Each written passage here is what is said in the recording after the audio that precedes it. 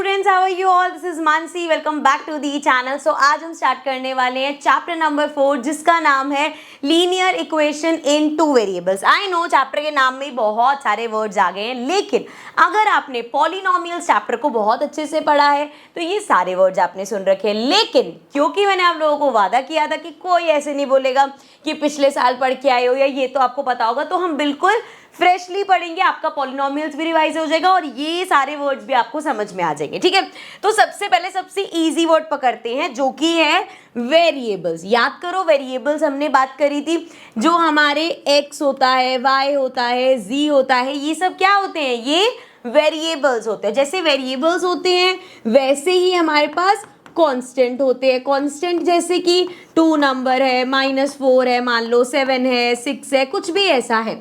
सो constant का मतलब है जो फिक्स्ड है, और वेरिएबल का क्या मतलब है? जो वैरी करता हो, मतलब जिसकी वैल्यू अलग अलग हो सकती है। सो वो होते हैं हमारे वेरिएबल, और कांस्टेंट होते हैं फिक्स वाले। अभी वेरिएबल वर्ड्स है वो समझ में आ गया होगा।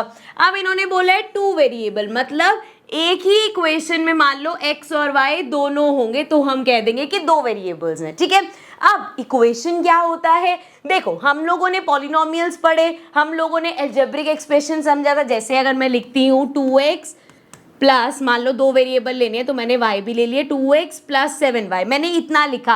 अब जैसे ही मैं यहाँ पे इक्वल्स टू लिखती हूँ, मान लो मैंने 6 लिख दिया, सो ये इक्वल टू लगते ही ये एक क्या बन गई?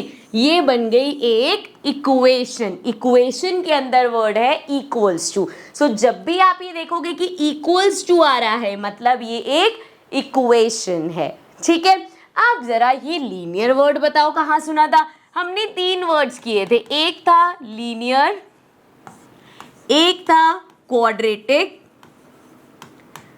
और एक वर्ड हमने किया था क्यूबिक। ठीक है, अभी रिसेंटली पॉलिनोमियल चैप्टर में। सो लीनियर, क्वाड्रेटिक, क्यूबिक क्या होता है? हमने कहा था भाई कि जो भी आपके पास एक्सप्रेशन है उसमें वेरिएबल की हाईएस्ट पावर, जैसे कि अगर मैं लिख रही हूँ एक्स स्क्वायर, या मैंने लिखा मान लो एक्स का cube, X raise to the power 6 and so on. So इसमें हमारी डिग्री क्या है? हमने एक वर्ड किया था डिग्री। डिग्री होता है हाईएस्ट पावर। सो यहाँ पे हाईएस्ट पावर क्या दिख रही है?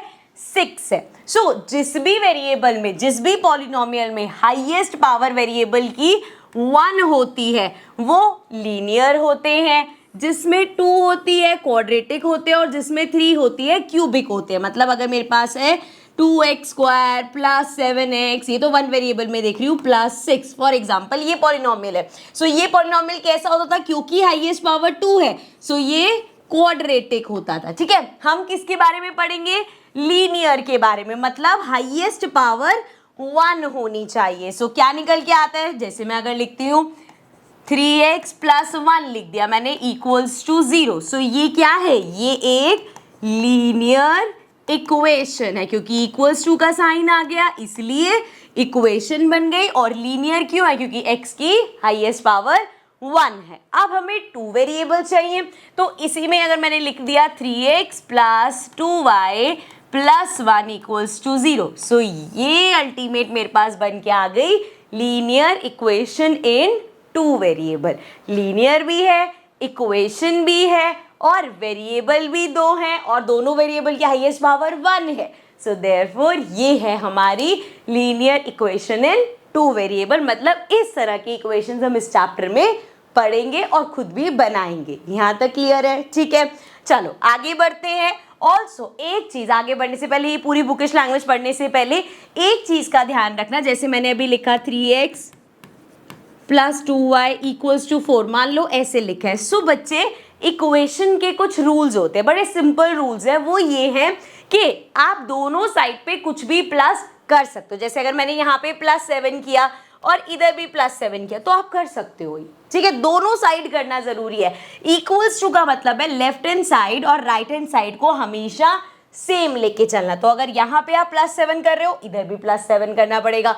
फॉर एग्जाम्पल, इधर आपने -8 किया तो आपको यहाँ भी -8 करना पड़ेगा। अगर आपने ये पूरा मल्टीप्लाइड बाय 2 किया तो आपको ये पूरा भी मल्टीप्लाइड बाय 2 करना पड़ेगा। अगर आपने ये पूरा डिवाइड किया है 4 से, आपको इस साइड भी डिवाइड करना पड़ेगा 4 से। सो ये इक्वेशन का रूल याद रखना है कि जब भी इक्वेशन में अपनी सहूलियत के हिसाब से आप कुछ भी प्लस कर रहे हो, माइनस कर रहे हो, मल्टीप्लाई कर रहे हो, डिवाइड कर रहे हो, तो वो दोनों साइड होना चाहिए, लेफ्ट हैंड साइड भी और राइट हैंड साइड भी। और LHS RHS तो पता ही है, ये इक्वल्स टू के इस साइड पे जो है वो है हमारी left hand side, equals to के इस साइड पे जो है ये है हमारी राइट हैंड साइड। तो LHS और RHS हमेशा इक्वल रहने चाहिए। ठीक है, क्लियर है। चलो अब जरा पढ़ते हैं, यहाँ पे कैसा बताया जो हम पढ़ के आए हैं, क्या वो सेम चीज है या कुछ नया है। Any equation which can be put in form ax plus by plus c। अभी क्या हम इसी इक्वेशन की बात नहीं करके आए, देखो जरा, क्या ये इसी फॉर्म में नहीं है, ax plus by plus c equals to 0, इसी फॉर्म में है ना बच्चे ये। सो ये सारी हमारी होती है लीनियर इक्वेशन। और क्या बोला है, where a, b and c are real numbers and a and b are not both zeros is called a linear equation in two variable। अब ये जो नई चीज उन्होंने बोली है, इसका क्या मतलब है कि a और b दोनों जीरो नहीं होने चाहिए। देखो अगर मैंने लिखा है 3x plus 2y plus 7 equals to 0, ये फॉर्म है हमारी linear equation in two variable की। अब अगर बच्चे आपने a क्या है, ये यहाँ पे भी 0 कर दिया और आपने y भी 0 कर दिया, तो ये क्या बचा हमारे पास, 0 into x 0 plus 0 into y 0 plus 7, ये तो सिर्फ 7 बचा, ये तो सिर्फ एक कांस्टेंट बचा। तो दोनों ही अगर 0 कर दोगे तो ना तो x वेरिएबल रहा ना ही y वेरिएबल रखा। देयर विल बी टाइम्स जब आपके पास एक चीज 0 होगी। सो ये हो गया 0x प्लस चलो 4y प्लस 7 इक्वल्स टू 0, इस तरीके से हो गया, ठीक है चल जाएगा। लेकिन अगर दोनों ही 0 बन गए तो कुछ वेरिएबल ही नहीं बचा, फिर तो हमारे पास सिर्फ एक कांस्टेंट बच जाएगा, इसलिए ये दोनों 0 नहीं हो सकते। ठीक है, समझ में आ गया। चलो बाकी अब क्वेश्चंस करेंगे तो और चीजें समझ में आ जाएंगी। जैसे पहला बड़ा सिंपल सा क्वेश्चन है, write each of the following equation in the form of ax plus by plus c equals to 0 and indicate the value of a, b and c in each case. चलो करते हैं question start. पहला part देखो, 2x plus 3y equals to, सबसे पहले तो उसकी form में लिया, सो 2x प्लस 3y और ये जो कांस्टेंट इधर है प्लस का है, इधर आके माइनस का हो जाएगा, माइनस 4.37 इक्वल्स टू 0। अब जरा वैल्यूज लिख दो, a क्या होगा, x के साथ वाला a होता है 2 हो गया, b क्या होगा y के साथ वाला 3 और c क्या होगा, साइन साथ में लिखने, माइनस का है तो लिखेंगे माइनस का 4.37। ठीक है, इसी तरीके से सेकेंड पार्ट पे आ जाओ। सेकेंड पार्ट को लिखें अगर हम, सो x y वाला ले आओ, इधर प्लस का, इधर आके माइनस का हो जाएगा, सो माइनस √3y और साथ में है -4 इक्वल्स टू 0। बताओ जरा, a क्या है हमारा x के साथ 1, b क्या है y के साथ -√3, c क्या है हमारा -4। ठीक है, चलो आओ अब थर्ड पार्ट देखो, यहीं पे कर देती हूँ। थर्ड पार्ट में हमारे पास है 4 equals to 5x minus 3y। अब दो चीजें हो सकती है इसमें, एक तो है भाई मैंने यहाँ पे 4 को उधर भेज दिया तो ये हो जाएगा 5x माइनस 3y और 4 इधर प्लस का था, इधर आके माइनस का हो गया इक्वल्स टू 0, ये कर लिया। या मैंने इन दोनों चीजों को भेजा तो ये हो गया -5x प्लस 3y और उधर तो +4 है ही इक्वल्स टू 0। तो बस इसमें फर्क क्या आएगा, जब हम a b c लिखेंगे, a क्या हो जाएगा 5, इधर b क्या हो जाएगा -3, c क्या है -4, लेकिन यहाँ पे a क्या हो जाएगा x के साथ -5, b क्या हो जाएगा y के साथ 3 और c क्या हो जाएगा प्लस का 4। सो साइन का फर्क आ जाएगा, वो डिपेंड करता है आप इनको इस साइड लेके आ रहे हो या इसको इस साइड, दोनों में से कुछ भी करोगे करेक्ट है वो। ठीक है, चलो एक पार्ट और था वो भी देख लेते हैं, फोर्थ पार्ट हमारा। सो फोर्थ पार्ट में हमारे पास है 2x और y को उधर लेके जाएंगे, माइनस का y इक्वल्स टू 0। अब हमारे पास c नहीं है तो इसको हम ऐसे भी लिख सकते हैं कि हमने कह दिया +0 कर दिया। बात तो एक है, नहीं भी लिखोगे तब भी चलेगा, बट जनरल फॉर्म में इस तरीके से लिखेंगे। अब यहाँ पे अगर मुझे लिखना है, सो a क्या होगा x के साथ 2, b क्या होगा y के साथ -1, c क्या होगा 0। ठीक है, क्लियर है, समझ में आ गया। चलो आगे एक और क्वेश्चन देखते हैं। अभी जो क्वेश्चन किया उसमें ए बी सी हमने आसानी से बता दिया, ये भी वही करना है लेकिन थोड़ा सा लेवल अप है, ठीक है, करना सेम चीज है। आओ पढ़ते हैं। In the equation shown minus k plus 1x plus के Y minus 5k equals to 1 minus 2ky where k is greater than 0, 0 नहीं है वो, ठीक है। When this equation expressed in the form ax plus by plus c equals to 0 gives c equals to 6, c की उन्होंने value भी दे दी। What are the values of a and b? a and b आपको निकालना है। सबसे पहला काम क्या है हमारा, इस इक्वेशन को लिखो minus k plus 1x plus के Y minus 5k equals to 1 minus 2ky।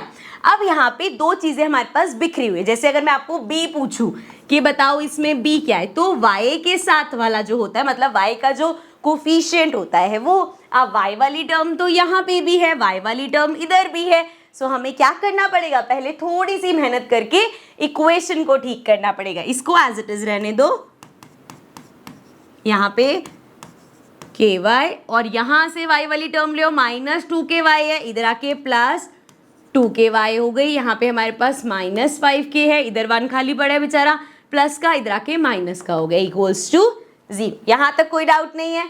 चलो अब ये हो जाएगा माइनस एज इट इज। अब इन दोनों में से ना y कॉमन ले लो, उससे क्या होगा, ये आ जाएगा k और यहाँ पे बचेगा 2, मतलब 2k, ठीक है। Minus 5k minus 1 equals to 0। या हम एक चीज और कर सकते थे, यहाँ पे माइनस अगर मैं कॉमन ले लेती तो ये हो जाता 5k प्लस 1, सी वाली टर्म आ जाती हमारी इक्वल्स टू 0। अब यहाँ पे क्या होगा, minus k plus 1x plus 2 plus 1 3k, और y को मैं बाद में लिख सकती हूँ ताकि आपको इजी रहे कि भैया y के साथ 3k है, and minus then 5k plus 1 equals to 0। वैसे तो यहाँ तक भी कर लिया तो बहुत है, लेकिन एक चीज़ मैं आपको सिखा देती हूँ जो आगे आपके काम भी आएगी। कभी कभी अगर आपको जैसे ये x के साथ वाला माइनस का है फॉर एग्जांपल, आप ये सारी चीज़ें चेंज करना चाहते हो, आप चाहते हो x के साथ वाला पॉजिटिव हो जाए, तो आप क्या करोगे ना, सबके अगर साइन चेंज कर देते हो। जैसे अगर आपको इसको पॉजिटिव करना है सो ये आप लिख सकते हो k प्लस 1 और साथ में इसका भी फिर चेंज होगा माइनस 3ky, इसका भी फिर चेंज होगा। समझे बात को, अभी मैं बताऊंगी मैंने क्यों चेंज किए। पर अगर आप चेंज करें तो बेसिकली हम क्या कर रहे हैं, हमने पूरे में से माइनस कॉमन ले लिया, और जब माइनस कॉमन लिया तो अंदर के सभी साइन चेंज हो जाएंगे, और फिर मान लो इस -1 को हमने उधर भेज दिया 0 के साथ होके, तो कुछ भी ना बचता।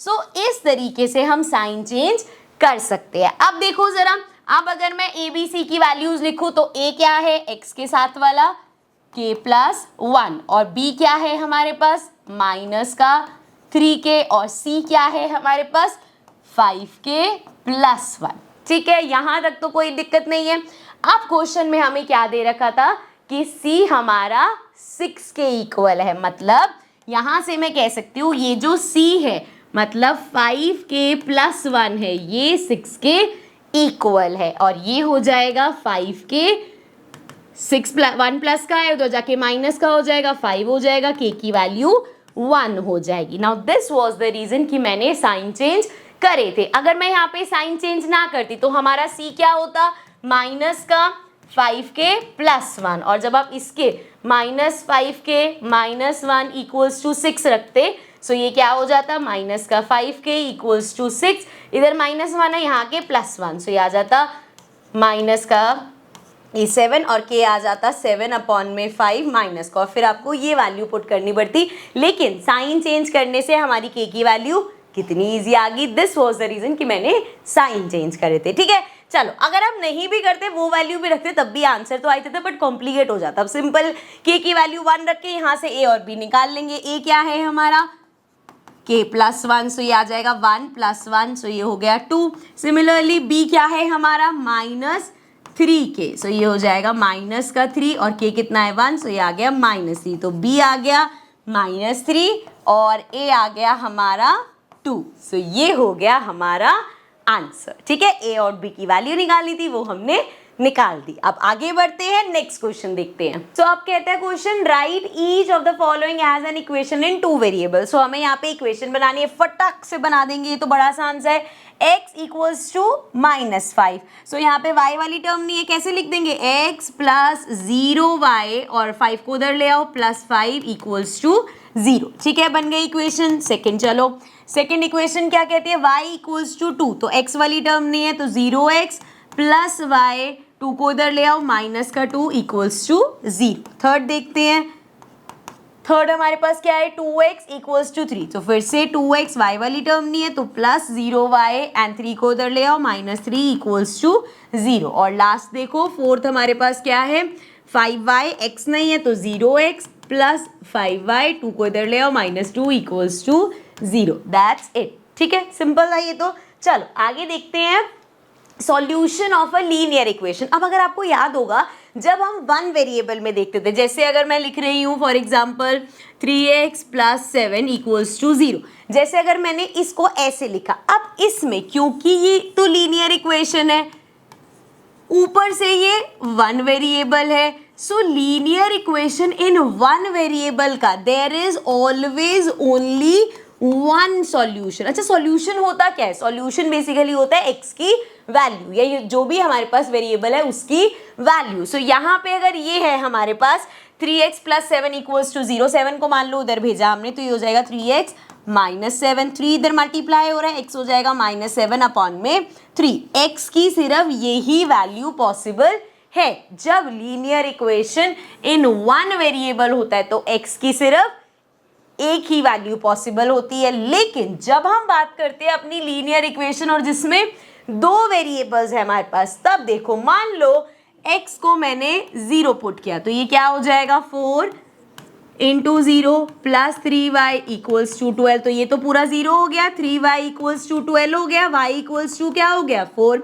ठीक है भाई, x 0 y 4। मान लो मैंने यहाँ पे अगर y 0 डाला होता तो y 0 रखते तो 4x प्लस 3y, y की जगह 0 इक्वल्स टू 12। सो ये आ गया 4x प्लस 0 इक्वल्स टू 12। सो ये हो जाएगा हमारा x क्या हो जाएगा, 12 अपॉन में 4 मतलब 3 आ गया। सो क्या हम कह सकते हैं भैया, एक हमारे पास ये वैल्यू, एक ये वैल्यू। ऐसे ही मान लो x की वैल्यू मैंने रखी 1/4। सो मेरे पास क्या हो जाएगा, 4x की जगह रखा 1/4 प्लस 3y इक्वल्स टू 12। सो ये 4 से 4 कैंसिल हो गया, ये आ गया 3y इक्वल्स टू 1 माइनस करो 11, y इक्वल्स टू आ गया 11/3। सो x 1/4, 11/3 y की वैल्यू हो गई, ये भी वैल्यू है। सो यहाँ पे मतलब मैं x की कुछ भी वैल्यू रखूंगी y की कुछ वैल्यू आ जाएगी, y की कुछ भी वैल्यू रखूंगी x की कुछ वैल्यू आ जाएगी। दैट मीन्स जब भी हमारे पास linear equation in two variable होगा,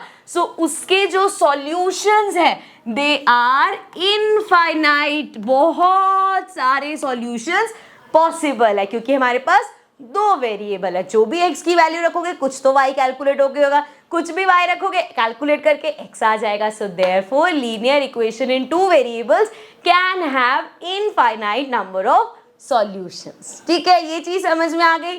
चलो फिर आगे बढ़ते हैं। आगे अब हम देखेंगे चेक वेदर। क्वेश्चन देखो, check whether x equals to 3 and y equals to this is a solution of this or not।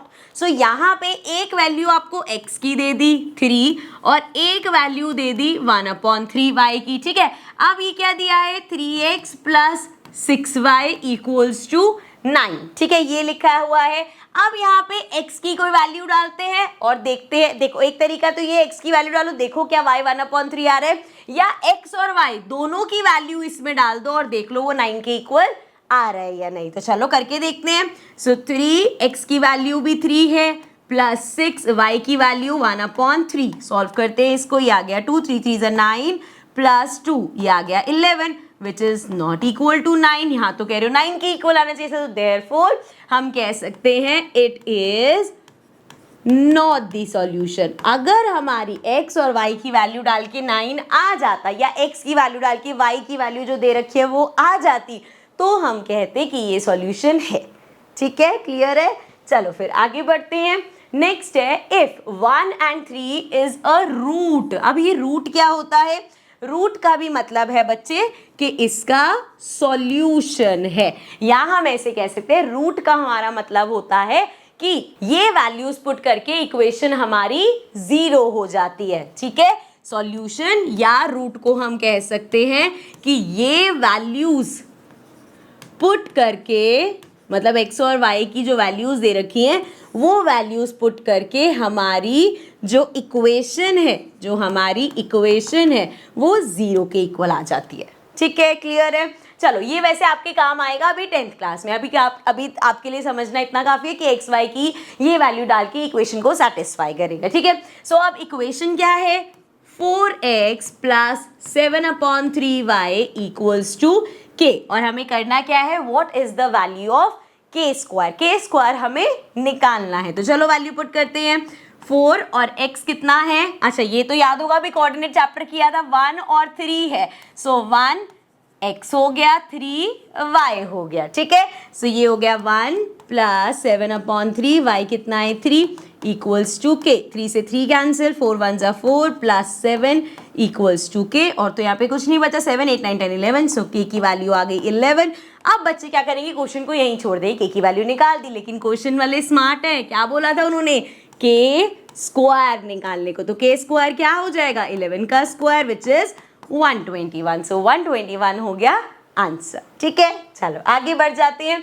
आगे अब देखेंगे हम वर्ड प्रॉब्लम्स। अभी अगले साल हम ना सॉल्यूशंस भी निकालेंगे, अभी इस साल हमें सिर्फ एक काम करना है कि हमें इक्वेशंस बनानी है। लेकिन इस साल अगर आप ढंग से सिर्फ टाइम पास करके नहीं पढ़ोगे, ढंग से इक्वेशन बनानी सीख गए, तो 10th में जब तुम सॉल्यूशंस निकालने सीखोगे ना, तो 90% काम तो तुम्हें आता ही होगा, जो कि है इक्वेशंस बनाना, जो कि मुश्किल काम है। इसलिए इसके आगे के मैंने जितने क्वेश्चंस लिए ना, समझ लो ये अगर लेवल है ना, मैंने इस लेवल के लिए, क्योंकि यहाँ के अगर तुम समझ गए ना, तो ये वाले तो तुम मिनट में सॉल्व कर लोगे। ठीक है, तो एक एक क्वेश्चन को दिमाग खोल के ध्यान से समझना है। ठीक है, चलो शुरू करते हैं। पहला क्वेश्चन है, Sarika distributes chocolate on the occasion of children's day, she gives 5। देखो बेटा, वर्ड प्रॉब्लम्स में ना एक एक लाइन को पढ़ना बहुत जरूरी है। अभी आप स्टार्ट कर रहे हो तो हमेशा क्वेश्चन को 2 बार पढ़ना, क्योंकि पहली बार में पढ़ा हुआ जो दिमाग में जाएगा ना, हो सकता है उससे गलत इक्वेशन बना, तो always read the question twice. ठीक है,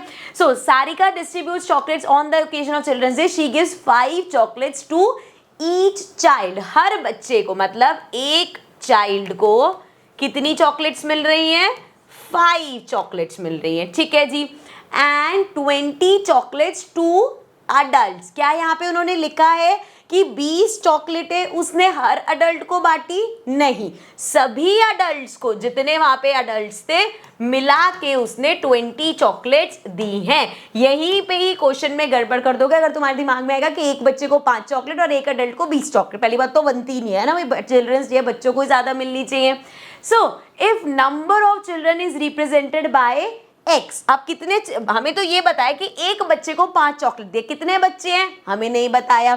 सो क्या बता दिया उन्होंने कि नंबर ऑफ चिल्ड्रन, एक एक कंसेप्ट समझना बेटा, यहाँ पे नंबर ऑफ चिल्ड्रन x है। अब x समझो, इसको आगे पढ़ने से पहले यहीं पे ही चीज को समझो। अगर बच्चे टोटल x हैं, सो अगर मान लो ये x 10 है कि 10 बच्चे, तो चॉकलेट्स कितनी गई होंगी, हर बच्चे को 5 चॉकलेट, 10 बच्चे हैं 50 चॉकलेट्स, 100 बच्चे हैं, x अगर 100 है तो हर बच्चे को 5 चॉकलेट, 500 चॉकलेट। x अगर सिर्फ 5 है, हर बच्चे को 5 चॉकलेट्स, 25 चॉकलेट्स गई। x अगर 30 है, 30 बच्चे हैं क्लास में, हर बच्चे को 5 चॉकलेट्स, 150 हो गया। सो हम क्या कर रहे हैं, जो भी हम कह रहे हैं x है, हम 5 से मल्टीप्लाई कर रहे हैं उसको। सो दैट मीन्स कितनी चॉकलेट्स बटी होंगी, 5x। क्या यहाँ पे किसी को कंफ्यूजन है, 5x क्यों लिया, क्यों भूलेंगे अभी हम आगे, ये समझ में आ गया, क्योंकि x है नंबर ऑफ चिल्ड्रन, हर बच्चे को 5 चॉकलेट, तो जितने बच्चे हैं इंटू 5। यहां तक क्लियर है। चलो फिर आगे बढ़ते हैं, इसको रब कर लेते हैं। चलो आगे देखो, अब आगे क्या बोला है क्वेश्चन में, and total distributed chocolates are y। अब टोटल नंबर ऑफ चॉकलेट्स जो डिस्ट्रीब्यूट हुई हैं, टोटल चॉकलेट्स डिस्ट्रीब्यूटेड कितनी है, y है। क्या यहाँ तक किसी को कोई दिक्कत? 100 चॉकलेटें बांटी, 200 बांटी, 500 बांटी, 1000 बांटी, 50 बांटी, जितनी भी बांटी, y दे दिया, हमें नहीं पता कितनी बटी है, ठीक है। आगे क्या बोला है? Right it in the form of linear equation in 2 variables, ठीक है। अब हमें यहाँ पे जितनी मेरे पास इंफॉर्मेशन है उससे इक्वेशन बनानी है। तो मैं अगर मान लो मेरे पास ये आता है कि भैया बताओ, सो मैं सोचूंगी कि मुझे निकालना है कि कितनी चॉकलेट्स, मान लो मैं निकाल रही हूँ कितनी चॉकलेट्स बटी होंगी। तो एक चीज तो क्लियर ही बताई थी कि भैया जितने बड़े लोग हैं 20 चॉकलेटें तो इन्हें ही बांट दी थी, प्लस जितने बच्चे हैं हर बच्चे को कितनी, 5-5, तो 5x। तो यहाँ से बनाई मेरे पास इक्वेशन 5x, y उधर भेजो, -y प्लस 20 इक्वल्स टू 0। ये लो भाई, ये मेरे पास निकल के आ गई इक्वेशन। किसी को कोई दिक्कत इसमें? हमने देखा नंबर ऑफ चॉकलेट्स डिस्ट्रीब्यूटेड, 20 तो उन्होंने बोला ही था कि अडल्ट्स को 20 बांटी है, और जितने बच्चे हैं हर बच्चे को 5, बच्चे कितने हैं? x, 5 × x, तो 5 × x और 20 प्लस करो जितनी टोटल चॉकलेट्स है बटी हुई आ गई। ये आया, यहाँ से हमने इक्वेशन बना दी, खत्म, सिंपल। चलो बी पार्ट देखो। If she distribute 145 chocolates in total, find the number of children.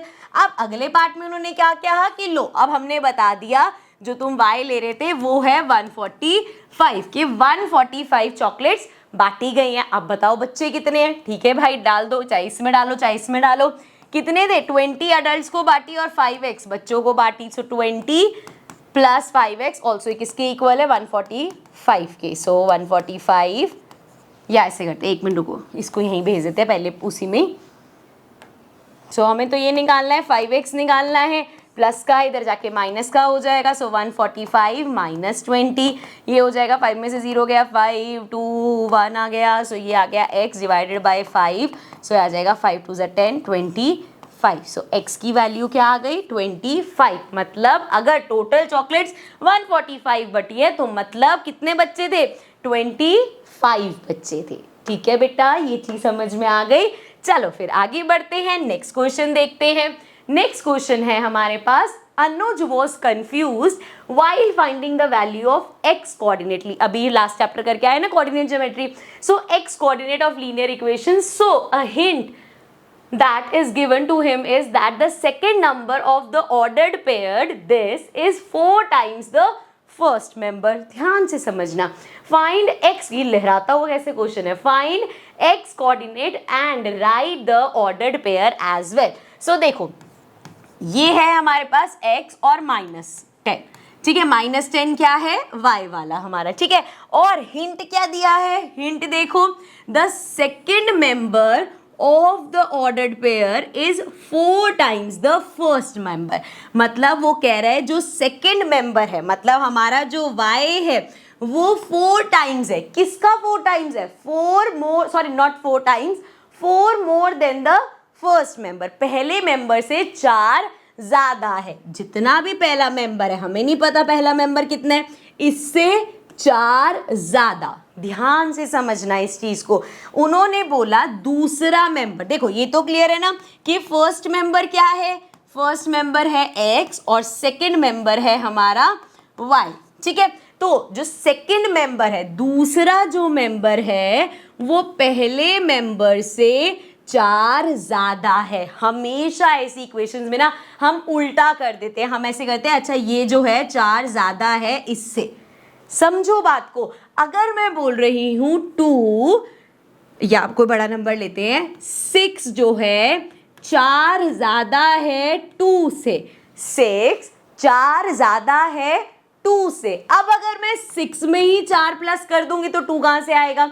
अगर 6 में कह रही हूं 2 से 4 ज्यादा है, सो 2 में जब 4 जमा करोगे तभी तो तुम्हारे पास 6 आएगा। समझ रहे हो बात को? यहाँ पे क्या बोला है कि y जो है वो x से 4 ज्यादा बड़ा है। सो जब आप x में 4 प्लस करोगे तो आपको y मिलेगा, ठीक है। अब ये सारी चीज समझ ली, इसको हटाते हैं, फिर से एक बार देखते हैं। नाउ अच्छा, ये तो ऊपर का तो ठीक हो गया। Hint that is given to him is that the second member y कहाँ गया?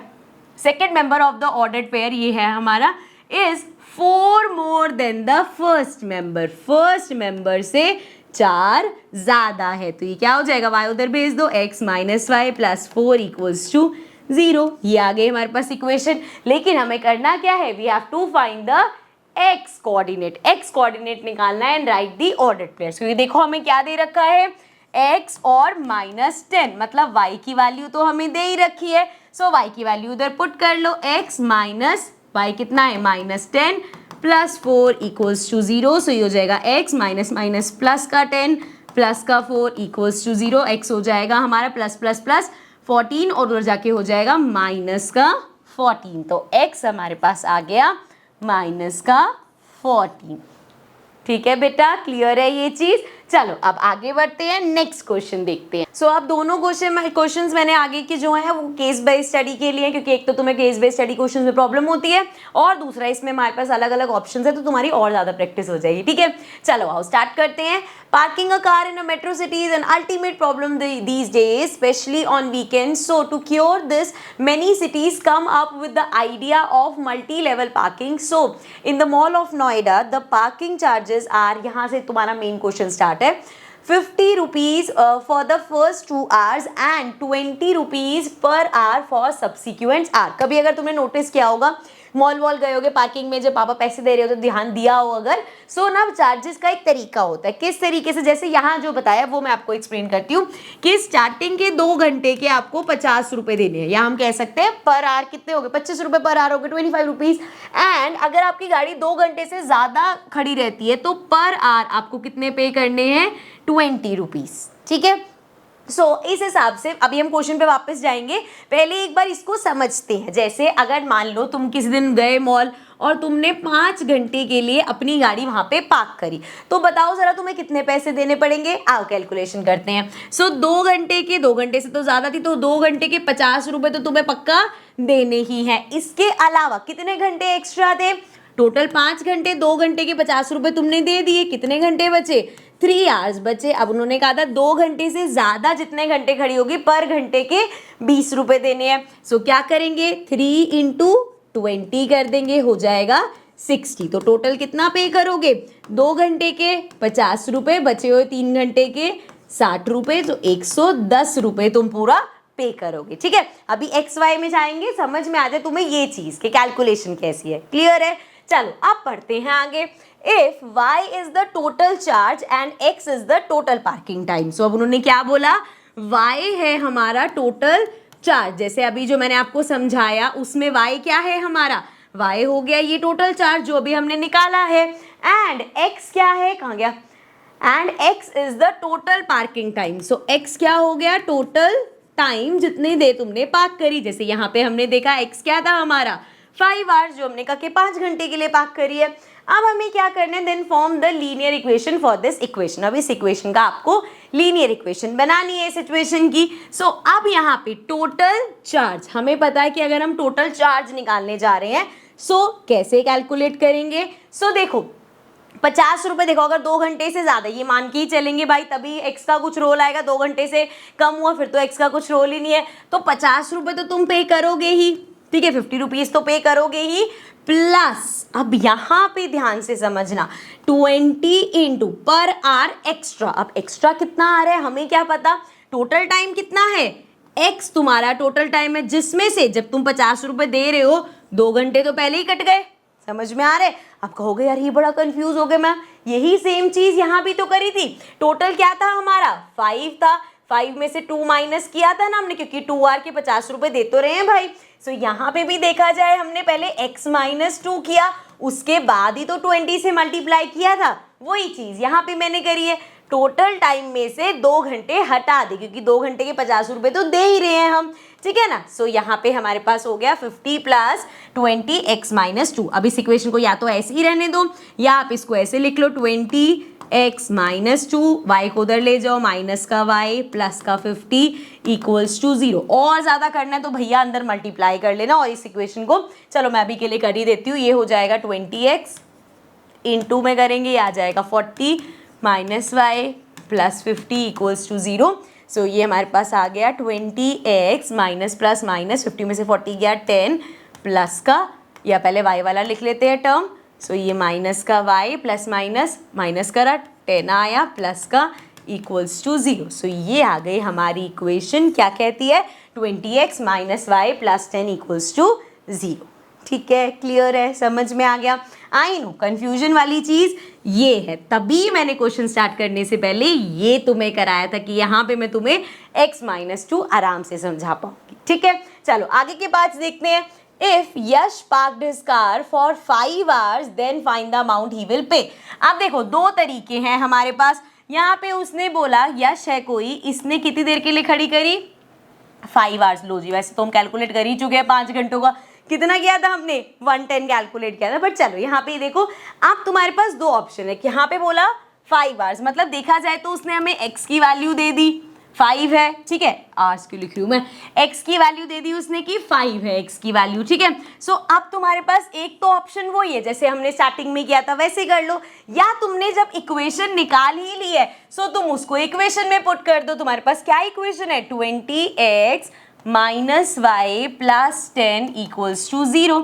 अब पुट करो 20x की जगह 5 minus y plus 10 equals to 0। So ये हो गया 5 2 10, ये आ गया 100 minus y plus 10 equals to 0। So ये हो गया माइनस का y और ये हमारा हो जाएगा प्लस का 110 इक्वल्स टू 0। इसको उधर भेज दो, minus y equals to minus 110 हो जाएगा, माइनस से minus cancel, y equals to 110 आ जाएगा। ठीक है, यही हमें निकालना था। अब लास्ट पार्ट देखते हैं। लास्ट पार्ट में है if Raju is an owner of one of the showrooms inside the mall and being a staff member he has to pay only 50% of the amount for his 10 hours of job, then what is the amount paid by Raju। अब उसका हमें कितना बताया है, देखा जाए total time कितनी देर park कर रहा है वो 10 hours, तो x की वैल्यू 10 है, तो एक तो तरीका वही है यहाँ पे 10 पुट कर दो और y की वैल्यू निकाल लो। ठीक है, या फिर जैसे हम कर रहे थे, जैसे कैसे कर रहे थे भैया, देखो 50 रुपये 2 घंटे के बनते हैं प्लस 50% लास्ट में करेंगे, पहले ही मत 50% करने लग जाना। 50 रुपये 2 घंटे के बचे हुए कितने घंटे बचे, 2 घंटे के तो दे दिए, बचे 8 घंटे, 8 घंटे के कितने देने पड़ेंगे 20 रुपये पर आवर। सो ये हो गया 50 एंड प्लस 8 2 16 160 हो गया, ये हो गया 0 5 5 10 11। सो ये आ गया 210 रुपये, लेकिन कितना पे करना है उसको 50%। तो अगर 50% पे करना है बेसिकली हाफ ही करना है इसका, बट आप इसको पूरा ऐसे करो, 0 से 0 काटो, 0 से 0 काटो। सो ये हो जाएगा 5 1 5 5 2 10। सो उसको कितने पे करने हैं 105। ठीक है, क्वेश्चन देखो बच्चे, जब मैं तुम्हें सिखा रही हूँ, मैं समझा रही हूँ तो इजी लगेगा कि हाँ हाँ हाँ अच्छा अच्छा अच्छा अच्छा, जब खुद करने बैठते ना तब ये इक्वेशंस में गलती होती है। इसलिए ध्यान से अभी सिर्फ सुन रहे हो तो दोबारा इसकी प्रैक्टिस ज़रूर करना, क्योंकि जब तक खुद क्वेश्चंस नहीं करोगे अच्छे से प्रिपेयर नहीं माने जाएंगे। ठीक है, चलो लास्ट क्वेश्चन देखते हैं। अगेन एक केस बेस्ड स्टडी का क्वेश्चन है। Manoj gifted a new set of study table and chair to his daughter Gauri on her birthday. Gauri told her friends about the gift during a birthday party and everyone present at the party liked a lot the gift set and wanted to have the same. Raj's parents asked Manoj about the price of the table and chair, so he replied both the table and chair cost him 1250। तो उसने बताया कि दोनों की cost मिला के उसने 1250 रुपये पे करे हैं। Now if the cost of one table is x and the cost of one chair is y, then form the linear equation. अब भैया ये तो बड़ा आसान है, चेयर की कॉस्ट कितनी बोली है इन्होंने, चेयर की है अच्छा y, और टेबल की कॉस्ट कितनी बोली है, टेबल की कॉस्ट बोली है x, और अभी मनोज ने क्या बताया कि दोनों का प्राइस मिला के कितना पे किया है 1250। ये तो बड़ा आसान था भैया। सो ये हो गई हमारी, पता नहीं इक्वेशन 1 क्यों नाम दिया मैंने, पर ये हमारी इक्वेशन होगी, सिंपल था ये तो। आगे है if the cost of table is more than the cost of chair then what can we say about the cost of table. अब वो कह रहे हैं अगर जो टेबल की कॉस्ट है वो चेयर से ज्यादा है, क्या बताया उन्होंने, जो टेबल की कॉस्ट है वो चेयर से ज्यादा है। ठीक है, मतलब चेयर थोड़ी सस्ती होगी, टेबल थोड़ा महंगा होगा, मान लो 1000 रुपए की टेबल होगा और 250 रुपए की चेयर होगी, एग्जाम्पल। ठीक है, तो वो बता रहे हैं आप क्या बता सकते हो कॉस्ट ऑफ टेबल, नहीं, क्योंकि हमें कॉस्ट ऑफ चेयर ही नहीं पता, या तो चेयर की कॉस्ट पता होती तो हम एक पता तो दूसरा निकाल लेते। सो इस पार्ट में हम लिखेंगे since cost of chair is not given so we can not determine the cost of table. Simple सी बात है, अपनी तो ये बता दे कि हाँ ये ज्यादा महंगा है, अब कितने का दूसरा है हमें क्या पता कौन सा कितने का है ना। सो इसमें लिख देंगे can not be determine. Last part है if the cost of chair is 550 then the cost of chair. अब कर रहे हैं ना ठीक से बात, अगर कॉस्ट ऑफ चेयर बोले तो y तुम्हारा अगर 550 है, 550 की अगर चेयर है तो अब टेबल कितने का होगा, अब हम निकाल सकते हैं x प्लस y की वैल्यू डाल दो, 550 equals to 1250, so x equals to हो जाएगा 1250 माइनस 550, सो 0 में से 0 गया 0, 5 में से 5 गया, हमारे पास 0 आ जाएगा एंड ये हो जाएगा 5 6 7 8 9 10 11 12 700 हो जाएगा। सो देयरफॉर x की वैल्यू आ गई, या हम कह सकते हैं हमारे टेबल की कॉस्ट आ जाएगी 700 रुपीज। ठीक है, क्लियर है। ये मुझे वैसे पहले कराना चाहिए था, फेयर वाला क्वेश्चन बाद में, पर तुम्हें समझ आ जाएगा। इस लेवल के देखो बेटा क्वेश्चंस भी आते हैं और आने को इस लेवल के क्वेश्चंस भी आ सकते हैं, तो तुम्हें दोनों के लिए प्रिपेयर्ड रहना है। ठीक है, तो इसी के साथ इस वन शॉट को हम एंड करते हैं। लेकिन हर बार मैं बोलती हूँ, मैं चाहे वन शॉट्स में कितने हाई लेवल के क्वेश्चंस करा लूँ, लेकिन अगर तुमने एनसीईआरटी के क्वेश्चंस ढंग से नहीं करे तो कहीं ना कहीं कुछ ना कुछ जाके गलती पक्का करोगे। ठीक है, तो ध्यान रखना है, सिर्फ वन शॉट के भरोसे नहीं, आपको साथ में एनसीईआरटी के भी सॉल्यूशंस करने, और यहाँ समझने के बाद क्वेश्चंस तुम्हें एनसीईआरटी के क्वेश्चंस बहुत इजी लगेंगे, बट प्रैक्टिस करनी है। एंड उसके लिए हेल्प चाहिए तो ऑलरेडी चैनल पे प्लेलिस्ट डली हुई है जिसमें हमने एनसीईआरटी का एक एक क्वेश्चन, एक एक एग्जाम्पल सब कर रखा है। ठीक है, so now I see you around in the next session. Till then take care and bye bye.